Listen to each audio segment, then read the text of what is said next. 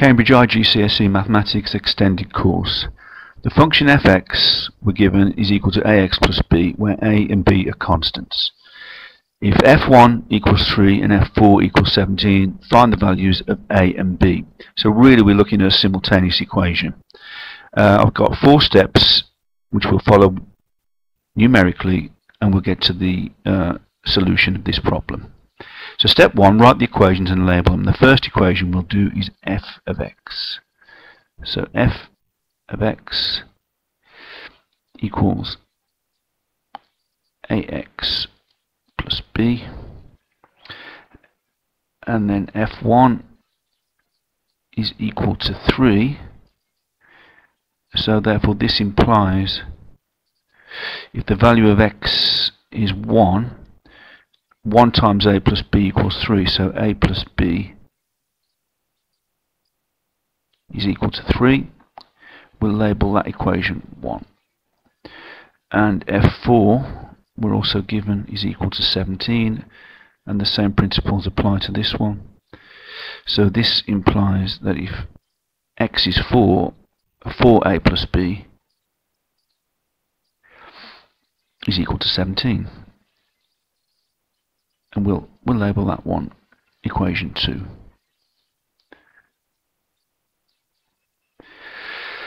Okay, step 1's done. Move on to step 2. Make a the subject in equation 1 and then sub into equation 2. Okay, so we've got a plus b equals 3, so therefore 3 is the subject of the equation. All we need to do is subtract b from both sides, and we've got a as the subject. So by subtracting b from both sides, we've got a is equal to 3 minus b. And now we have to sub in the value of a, which is 3 minus b, into equation 2. So where we see an a, we're going to replace it with 3 minus b.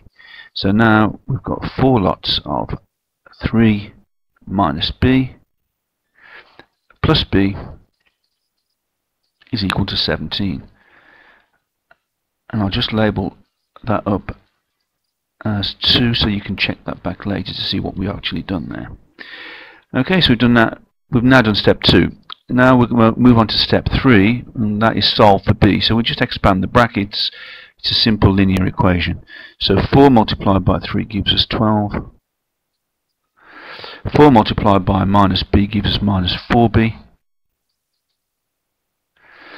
plus b,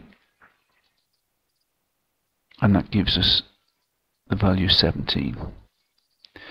Now all we need to do is reduce it all down to find out what b is. So first of all, we've got minus 4b plus b, so we can tidy that up. That makes minus 3b.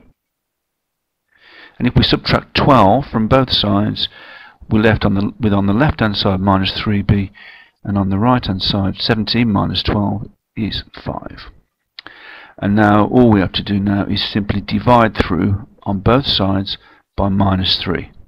So therefore we found that b is equal to minus 5 all over 3. Negative is very important. So we just put a frame around that so we can refer to it later.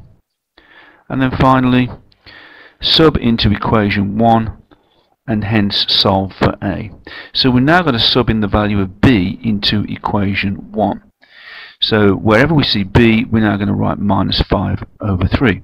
So a plus minus 5 over 3, which is the same as a minus 5 over 3,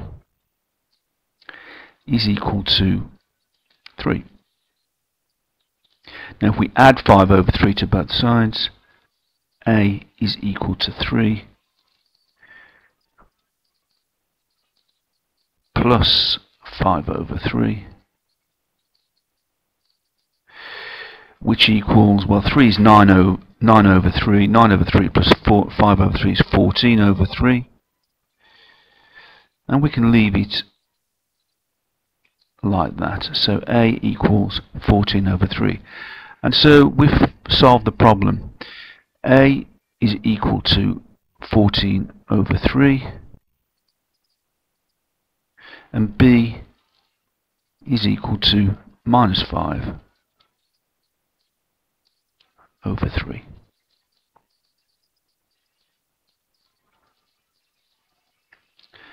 You can check this with a calculator, and it's advisable to do so.